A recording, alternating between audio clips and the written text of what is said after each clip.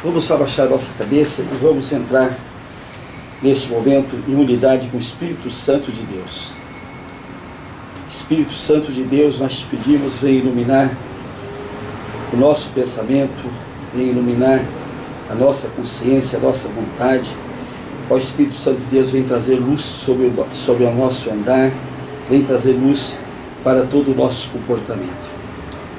Todos digam comigo: Senhor Jesus, tu disseste que quando duas ou mais pessoas estivessem reunidas no teu nome, tu estarias no meio delas. Vem cumprir a tua promessa agora, que nós declaramos que estamos reunidos em teu nome. Assim seja. Sintamos a presença do Senhor Jesus aqui agora. Sintamos a presença de Jesus ao nosso lado, junto conosco, o Senhor Jesus no nosso coração. Sintamos a presença dele agora, com toda a sua força. Sintamos a presença dele, qualquer que seja a dificuldade que estejamos passando, quaisquer que sejam os problemas que nós estamos enfrentando, e é justamente por isso que ele está conosco.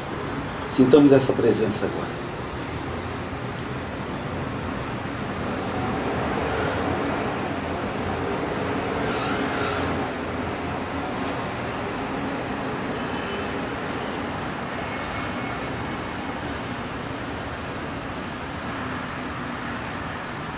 Digam todos comigo: Senhor Jesus, nós te louvamos e nós te adoramos agora como nosso Senhor e nosso Salvador. Amém.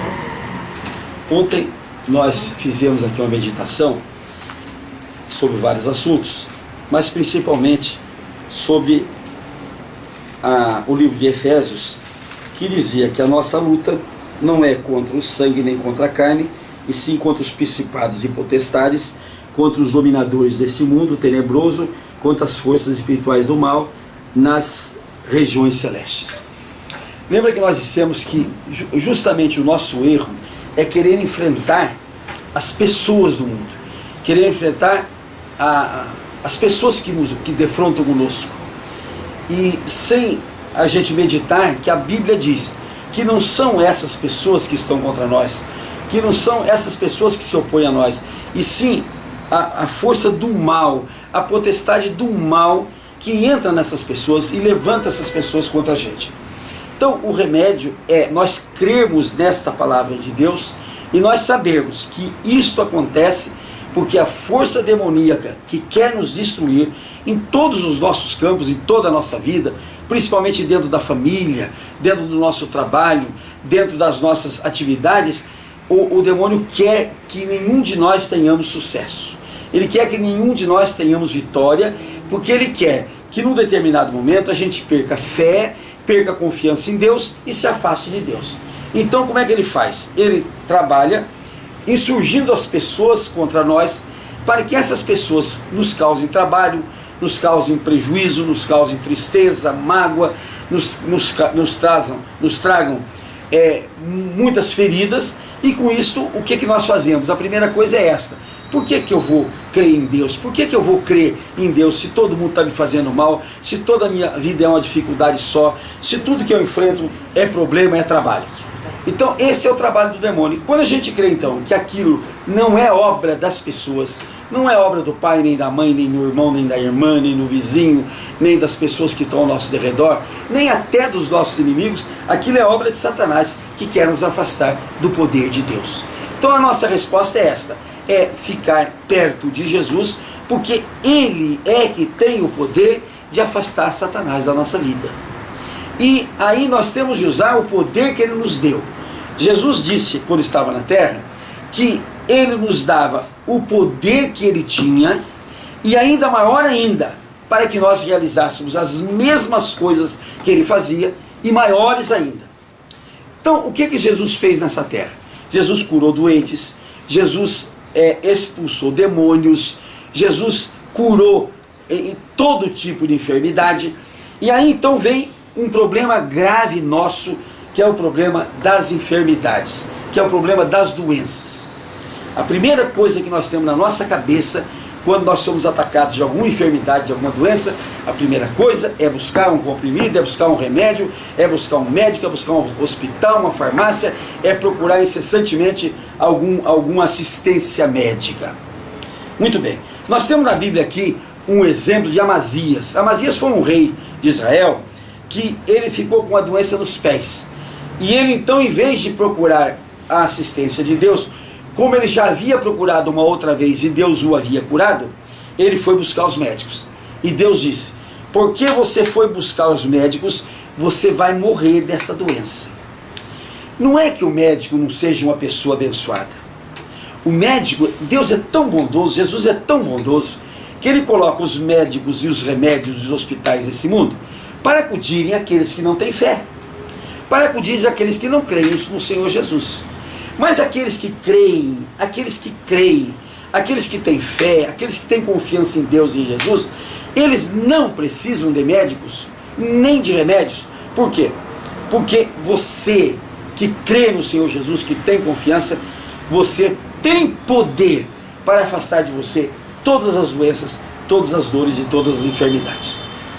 Mas quando você não tem fé, então Deus coloca o médico para acudir você naquela necessidade, até que venha a fé para você se curar, a fé para você se restabelecer. A fé que Jesus quer de nós não é uma fezona, não é uma fé enorme. O que ele diz? Se tiverdes fé do tamanho de um grão de mostarda, gente. O grão de mostarda, a semente de mostarda, é a sementinha menor que existe no mundo. Então, se nós tivermos fé do tamanho de um grão de mostarda, ele diz assim: se você tiver esse tipo de fé, você dirá a uma montanha: sai daqui, e se você crer, ela vai sair do lugar. O que Jesus quis dizer? Que se eu tiver uma fé do tamanho de um grão de mostarda, preste bem atenção como é que é. A gente costuma dizer assim: a fé remove montanhas. Foi isso que nós aprendemos. Mas não é isto que é a verdade. A fé não remove montanhas. O que remove montanha é o exercício da fé, feito através da palavra. Então Deus quer que a gente ordene, Deus quer que a gente fale. O nosso ato de fé, ele se corporifica na palavra, no dizer, no determinar. Se nós não determinamos, se nós não mandamos, não adianta fé nenhuma. Não adianta você sair alardeando: não, eu tenho fé, olha, eu creio em Deus, eu tenho fé em Deus. Mas se você não exercitar esta fé, se você não determinar pela sua fé, se você não usar da palavra para você corporificar essa fé, ela não vale de nada. Porque quando Jesus disse que se tiverdes fé do tamanho de um grão de mostarda, ele não disse: as montanhas vão sair da sua frente. Ele diz: e disserdes, e falardes a esta montanha, e crerdes no que você está falando. Porque não é só falar, é falar e crer no que está falando. É falar e crer no que está falando. Quando você fala e crê, a coisa se realiza. O nosso problema grave é isso. A gente diz que tem fé. Nós aprendemos a dizer que temos fé. Nós aprendemos a acreditar nas balelas de potestades celestiais, de Marias, etc. Quando não é isso que Deus diz. Deus diz que nós temos de ter fé para com a nossa boca nós determinarmos aquilo que a gente quer. E quando a gente determina aquilo que a gente quer, com fé e crendo, a coisa acontece. O médico está aí, é abençoado por Deus para curar aqueles que não têm fé, aguardando que em determinado momento eles venham ter fé. Então, a nossa posição é essa, a nossa luta não é contra a carne, nem contra o sangue. A nossa luta é contra as potestades do mal. E como é que a gente faz? A gente expulsa a potestade do mal com a nossa palavra, com a nossa boca. A gente manda embora, a gente determina no nosso trabalho, no nosso serviço, na nossa casa, na nossa família. A gente determina: sai Satanás da minha vida, sai Satanás do corpo desta pessoa, do corpo deste homem, sai Satanás do meu trabalho, sai Satanás do meu exercício, sai Satanás dos meus processos, sai Satanás. E Satanás vai sair quando a gente determinar. Satanás está atacando agora as famílias, atacando as famílias de maneira tremenda. Olha, se eu não recebi ontem 20 telefonemas, não recebi nada. E a tônica é uma só. É família desunida, é família sem pai, é família sem mãe, é família que os filhos foram embora, é família que os filhos não aceitam a autoridade do pai, é família que a mãe e o pai não têm autoridade sobre os filhos, é família desunida, é família onde não há amor, é família onde não há nenhuma perspectiva sem Cristo. Agora, vamos ver na Escritura Sagrada onde é que está e o que nós devemos fazer para a gente tentar consertar o mundo. E eu vou dizer uma coisa muito importante, que quando a gente fala, as pessoas dizem assim, mas esse homem é quadrado, por isso que ele é velho, está com 77 anos, é velho e ele não sabe o que está falando, porque o moderno é o que nós estamos fazendo. Então o moderno, qual é o moderno? É a gente chegar em casa imediatamente. A primeira coisa que se faz em casa quando se chega é acender a luz, e a segunda coisa é ligar a televisão. Isso é o comportamento de todo mundo. A primeira coisa é acender a luz para não ficar no escuro, e a segunda coisa é ligar a televisão. Ligar a televisão para quê? Aí que vem. Para ouvir novelas porcas, para ouvir porcaria que vem através dos programas de televisão, para ouvir notícias ruins, notícia de assassinato, notícia de prisão, notícia de roubo, toda notícia ruim, porque a televisão se especializou em dar notícias ruins. Até a nossa maior emissora, que é a Globo, que antigamente se privava disso, ela até criticava as demais emissoras, que dizia que saía sangue das demais emissoras, e ela ficou igualzinha. E ela, além de dar as notícias ruins, ela ainda dá uma visão imoral, indecente da vida. Isto faz com que, preste bem atenção, isto faz com que nós recebamos influência no nosso modo de pensar. Quer queiramos, quer não queiramos, à medida que a gente vai recebendo aquela carga que as televisões nos dão, as rádios nos dão, à medida que a gente vai recebendo aquela carga, nós vamos ter uma influência negativa no nosso modo de pensar. Porque a gente fica pensando assim, mas todo mundo faz isso, é assim mesmo, isso não modifica, tudo é assim. O que tem? É assim mesmo que acontece. Então nós vamos modificando o nosso modo de pensar. Se a gente é puro no modo de pensar, a gente acaba se conspurcando no modo de pensar. Outra coisa que faz a televisão, ela molda os nossos sentimentos. De tanta gente ver violência, guerra, prisão, desgraça, o nosso sentimento fica moldado. Nós acabamos ficando com o nosso sentimento sem sentimento. Por quê? Porque é tão comum, não assusta mais, não nos surpreende mais. Até se a televisão hoje, no noticiário, não mostrar tudo isso, a gente vai dizer que coisa chata que foi hoje, não teve morte, não teve prisão, não teve desgraça, não teve nada. Então o nosso sentimento é moldado por essa notícia ruim. E por último, essa notícia ruim entorpece a nossa consciência. Nós ficamos com a nossa consciência entorpecida porque é tanta desgraça, é tanta notícia ruim, que a gente acha que aquilo é normal agora no mundo, que o mundo tem de ser assim mesmo, que é este o mundo que foi feito para nós, que é este o mundo que nós temos de viver.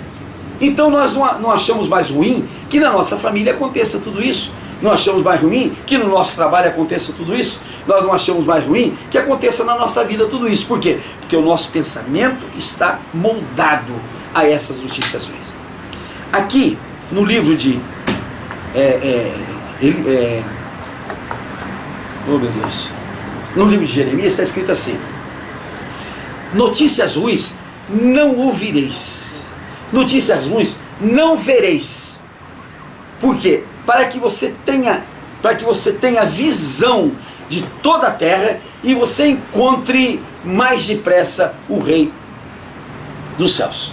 Então, quando a gente evita a notícia ruim, quando a gente evita de ver a notícia ruim, quando a gente evita de ver imoralidade, nós vamos encontrar Deus mais fácil e vamos ter uma vida mais fácil. Agora, veja o que está escrito aqui no livro de Filipenses, que é uma coisa muito importante que a gente coloque aqui na nossa vida.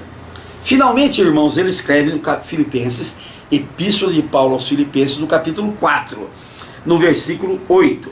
Finalmente, irmãos, tudo que é verdadeiro, tudo que é respeitável, tudo que é justo, tudo que é puro, tudo que é amável, tudo que é de boa fama, que tem alguma virtude, que tem algum louvor, seja isso o que ocupe o vosso pensamento. Olha o que tem de ocupar o nosso pensamento. Olha o que tem de ocupar o nosso pensamento. Vamos ver lá. Primeiro, o que é verdadeiro? A verdade e a verdade boa, a verdade correta, tem de ocupar o nosso pensamento. O que é respeitável? Aquilo que é digno de respeito. O que é justo? Aquilo que é força da justiça. O que é puro? Aquilo que entra no nosso pensamento tem de ser puro. Tem de ser puro. E não impuro, como são as novelas, como são as televisões que nós temos. O que é amável? O que é amável é exemplo.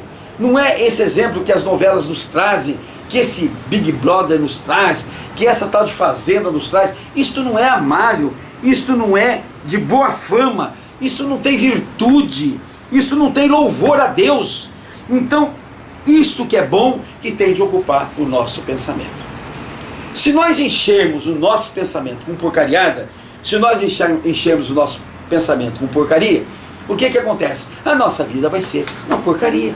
Nós vamos viver uma porcaria. Agora, quando a gente vive esta vida de impureza, de inimizade, de intranquilidade, isto que as televisões, as novelas, os rádios nos passam, quando a gente vive isso, o que acontece na nossa vida? Nós temos ansiedade. E olha, se eu perguntar aqui quem não é ansioso, quem não está ansioso, eu acho que ninguém levanta a mão. Todos nós somos ansiosos. E as consequências da ansiedade é cada vez maior na nossa vida. E uma das consequências da ansiedade, é bom que se diga, é a gordura. É o sobrepeso. Ele vem em consequência da nossa ansiedade. Outra coisa que vem através da ansiedade, as doenças do coração. Outra coisa que vem através da ansiedade, a pressão alta. Outra coisa que vem através da ansiedade, a diabetes. Quer dizer, as doenças se instalam em nós pelas ansiedades que nós temos. Por quê? Quando entra a ansiedade na nossa vida, a nossa guerra contra a ansiedade é muito grande e nós nos fragilizamos e as demais doenças tomam conta de nós. Mas olha o remédio que está aqui escrito em Filipenses, no capítulo 4, no versículo 6. Não andeis ansiosos por coisa alguma. Nada pode nos trazer ansiedade. Nada pode nos trazer ansiedade. Em tudo, porém, olha assim, por que nós não podemos ser ansiosos? Em tudo, porém, sejam conhecidas diante de Deus as nossas petições, pela oração e pela súplica, com ações de graça. Então, quando a ansiedade nos ataca, quando ela entra dentro de nós, a primeira coisa que nós temos de fazer é entregar na mão de Deus, é entregar na mão de Jesus, colocar na mão dele e dizer para ele: olha, agora o Senhor te tira essa ansiedade, faça a sua petição. Não tente resolver sozinho as coisas sem antes entregar a Deus, sem antes entregar a Jesus, porque os problemas são grandes. Acho que não tem ninguém aqui que possa dizer: eu não tenho problema nenhum, a minha vida está uma maravilha, eu não tenho problema nenhum. Todos nós, de alguma maneira, de alguma forma, temos algum problema. E o que nós fazemos? Nós ficamos ansiosos com esses problemas. Nós nos martirizamos com esses problemas. E nós tentamos resolver os problemas sozinhos. Mas olha o que está escrito aqui: não andeis ansiosos por coisa alguma. Em tudo, porém, sejam conhecidas diante de Deus as nossas petições, pela oração e pela súplica. É entregar a Deus, colocar na mão dele, oração e pela súplica, pedindo a ele que venha nos acudir. E aí nós vamos dar ação de graça, porque ele vai resolver o nosso problema.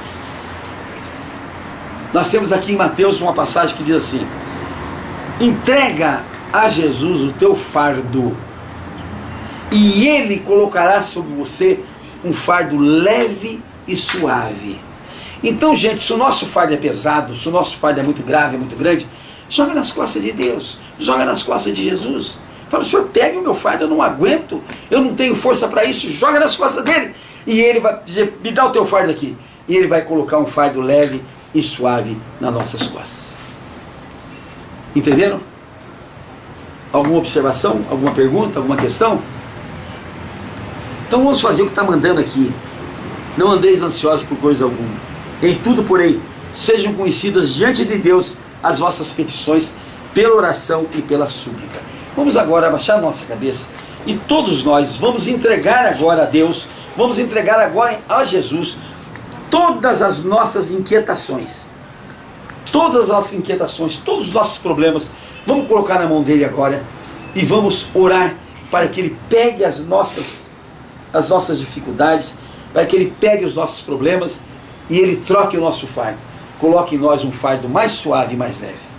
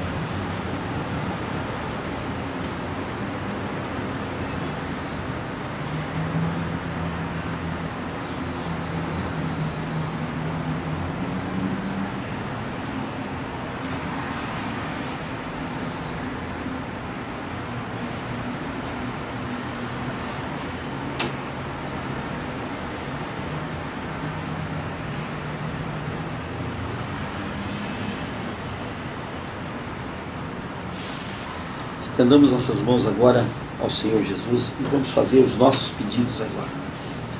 Cada um faça o seu pedido com fé, crendo que Ele vai atender, crendo que Ele vai nos dar.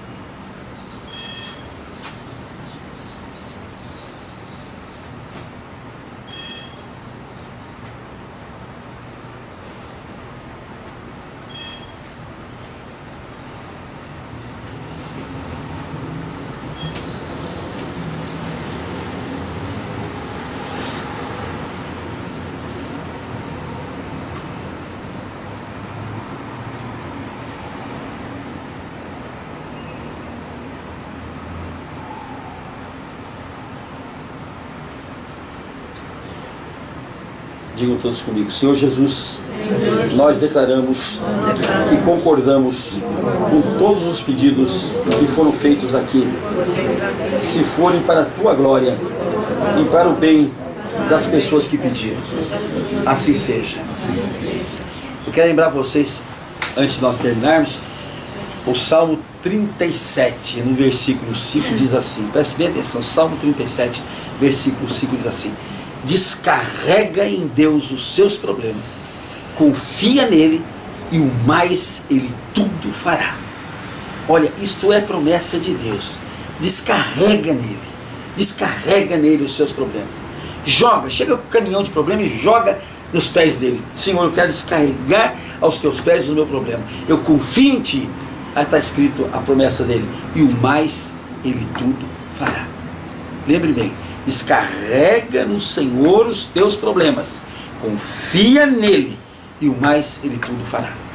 Digam comigo: descarrega no Senhor os teus problemas, confia nele e o mais ele tudo fará.